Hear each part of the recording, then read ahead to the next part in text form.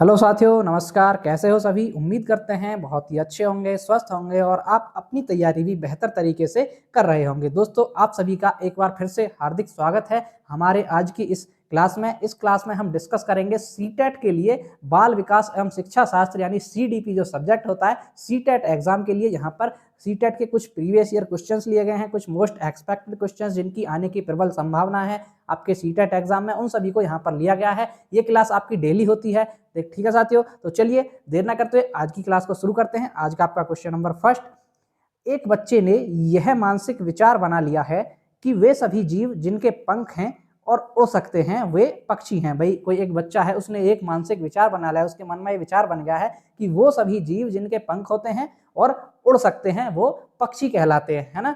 तत्पश्चात उसने एक चित्र पुस्तिका में एक चमगादड़ को देखा। भाई उसी के बाद उसने थोड़ी देर बाद एक चित्र पुस्तिका देखी, उसने उसमें चमगादड़ के चित्र को देखा, चमगादड़ बनी हुई देखी, है ना। और उसने स्तनधारी कहने की बजाय उसे पक्षी ही कहा।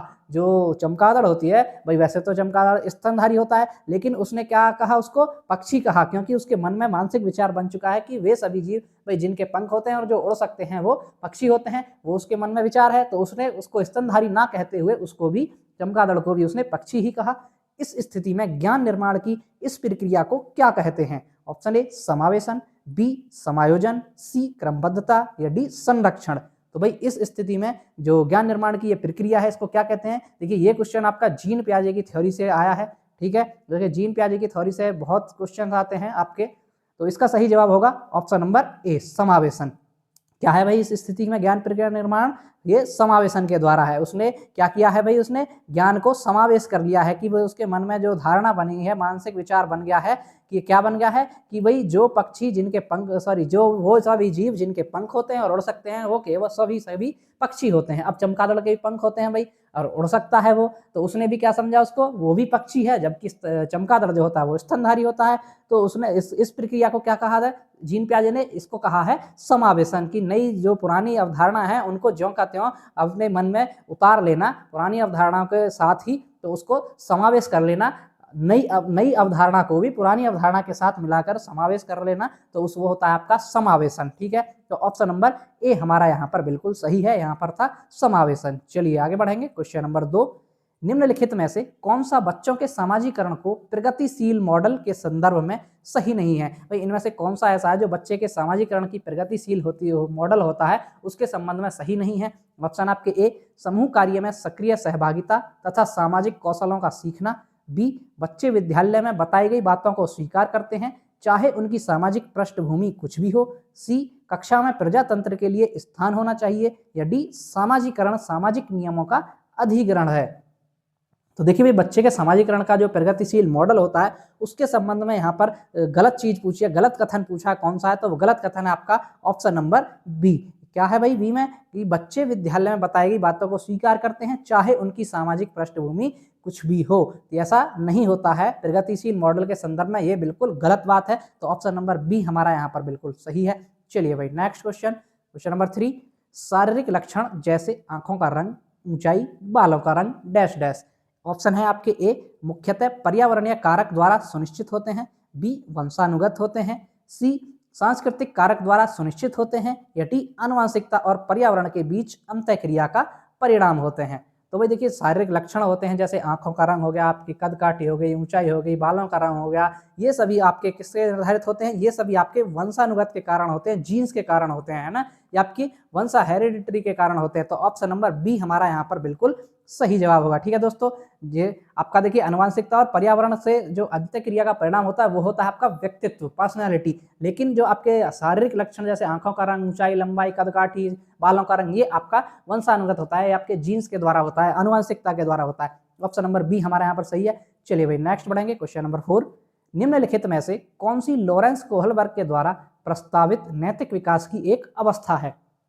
भाई जो आपके लॉरेंस कोहलबर्ग हैं उन्होंने नैतिक विकास का सिद्धांत दिया है, तो उसी के आधार पर पूछा है कि भाई यहाँ पर उनकी कौन सी एक अवस्था है नैतिक विकास की। ऑप्शन है आपके ए मूर्त संक्रियात्मक अवस्था, बी उद्योग बनाम अधीनता अवस्था, सी प्रसुप्ति अवस्था, या डी सामाजिक अनुबंध अभिविन्यास।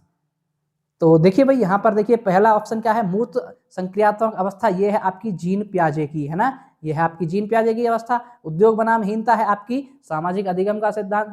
किसने दिया? नहीं, अल्बर्ट मुंडर ने। यहाँ पर आ गया एरिक्सन, सामाजिक अधिगम का सिद्धांत है, एरिक्सन की है ये, एरिक्सन, ठीक है। उद्योग बनाम अधीनता एरिक्सन की है। प्रसुप्ति अवस्था आपकी सिगमंड फ्रायड, फ्रायड से संबंधित है ये। और जो सामाजिक अनुबंध अभिविन्यास है ये है आपका लॉरेंस कोहलबर्ग के नैतिक विकास के सिद्धांत से संबंध रखती है सामाजिक अनुबंध अभिविन्यास। तो ऑप्शन नंबर यहाँ पर आपका सही जवाब होगा ऑप्शन नंबर डी, ठीक है दोस्तों।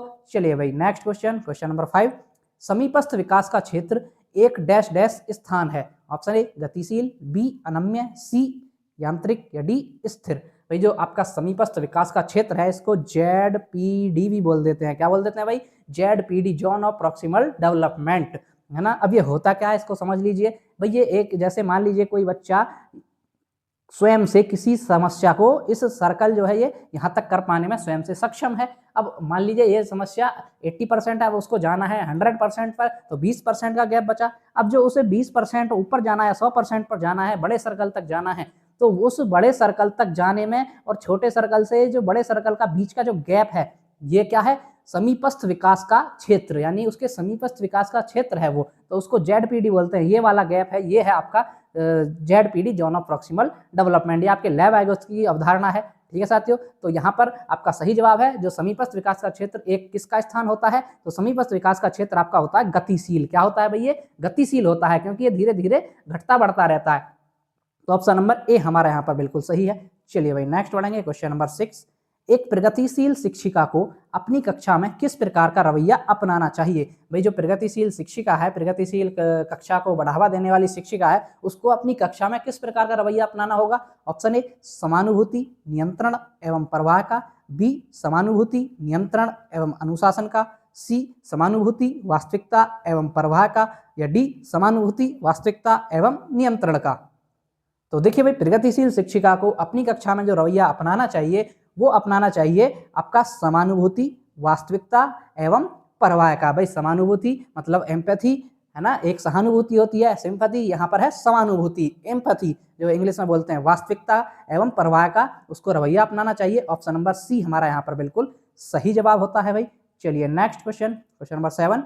राष्ट्रीय पाठ्यचर्या की रूपरेखा 2005 दस्तावेज में भाषा के लिए निहित है। यानी आपका यहाँ पर बात हो रही है भाई NCF 2005, यानी नेशनल करिकुलम फ्रेमवर्क 2005 में जो भाषा है उसको क्या कहा गया है? भाषा के लिए क्या निहित किया गया है? ऑप्शन ए एक भाषा, बी द्विभाषा, सी तीन भाषा, या डी बहुभाषा। तो देखिए भाई NCF 2005 में जो भाषा निर्धारित की गई रिकमेंड किया है कि बहुभाषिकता पर जोर देना चाहिए, बहुभाषा को यहाँ पर उन्होंने मान्यता दी है। तो ऑप्शन नंबर डी हमारा यहाँ पर बिल्कुल सही होगा, ठीक है फ्रेंड्स। चलिए भाई नेक्स्ट क्वेश्चन नंबर 8। राष्ट्रीय शिक्षा नीति 2020 निम्नलिखित में से किसको प्रस्तावित नहीं करती है? देखिए यहाँ पर नहीं पूछा है ना, ये छोटी छोटी चीजें होती हैं, इनको ध्यानपूर्वक पढ़ना आपको क्वेश्चन को, भाई क्या पूछा है क्या नहीं पूछा। तो यहाँ पर नहीं पूछा है। तो पहला है आपका स्टेटमेंट, यह सीखना कि कैसे सीखना है। दूसरा स्टेटमेंट है विषय वस्तु में बढ़ोतरी।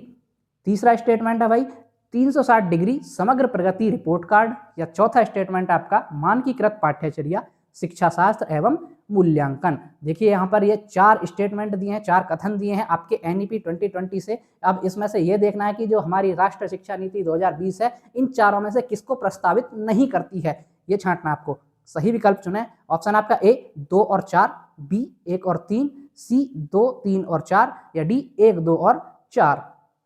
तो देखिए भाई किसको प्रस्तावित नहीं करती आपकी NEP 2020। तो देखिए वो यहाँ पर आपका सही जवाब होगा ऑप्शन नंबर ए का 2 और 4, यानी कि दूसरा और आपका ये चौथा जो है इसको प्रस्तावित नहीं करती है NEP 2020, क्योंकि विषय वस्तु में बढ़ोतरी ऐसा नहीं, NEP 2020 ऐसा प्रस्तावित नहीं करती है। मानकीकृत पाठ्यचर्या मानकीकृत नहीं होनी चाहिए, पाठ्यचर्या लचीली होनी चाहिए, लचीलापन होना चाहिए उसमें, ठीक है। तो यहाँ पर 2 और 4 को जो NEP 2020 है वो प्रस्तावित नहीं करती है। तो हमारा सही जवाब हो जाएगा ऑप्शन नंबर ए, ठीक है दोस्तों।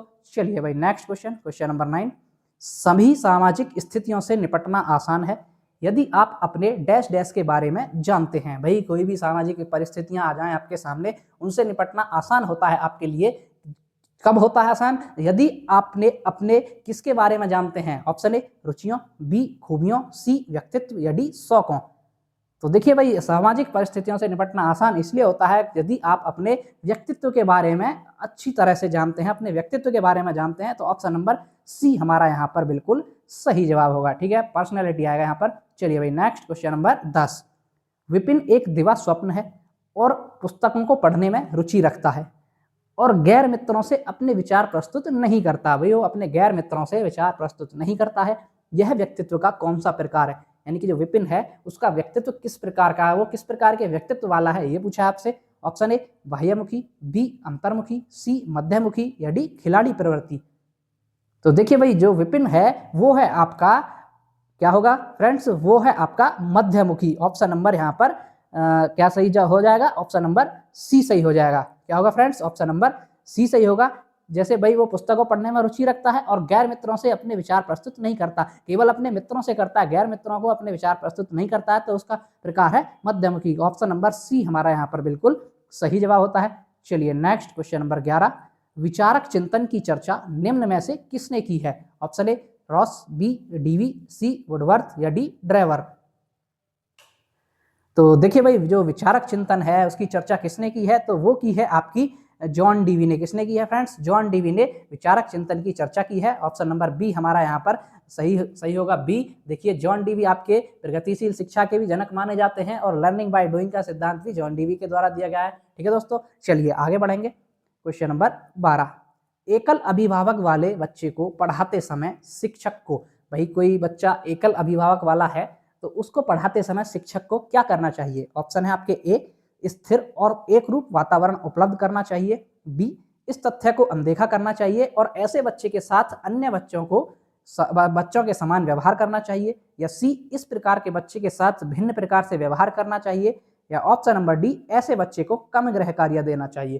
भाई आप देखिए कि बच्चा एकल अभिभावक वाला है तो उसको पढ़ाते समय शिक्षक को क्या करना होगा? तो उसको पढ़ाते समय भाई सबसे पहले तो ये तथ्य जो है कि भाई वो एकल अभिभावक वाला है, इस तथ्य को बिल्कुल अनदेखा करना है। इस तथ्य से हमारा कोई लेना देना नहीं है कि भाई वो एकल अभिभावक वाला है या डबल अभिभावक वाला है। ठीक है, और ऐसे बच्चे के साथ, मतलब जो बच्चा है एकल अभिभावक वाला, उसके साथ अन्य सामान्य बच्चों के समान ही हमें व्यवहार करना होगा, अन्य बच्चों के समान ही उसको बैठा करके शिक्षा देनी है, समावेशन करना है, एक तरह से समावेशी शिक्षा के उदाहरण पर यहाँ पर कार्य करना है। ठीक है दोस्तों, ऑप्शन नंबर बी हमारा यहाँ पर बिल्कुल सही होता है।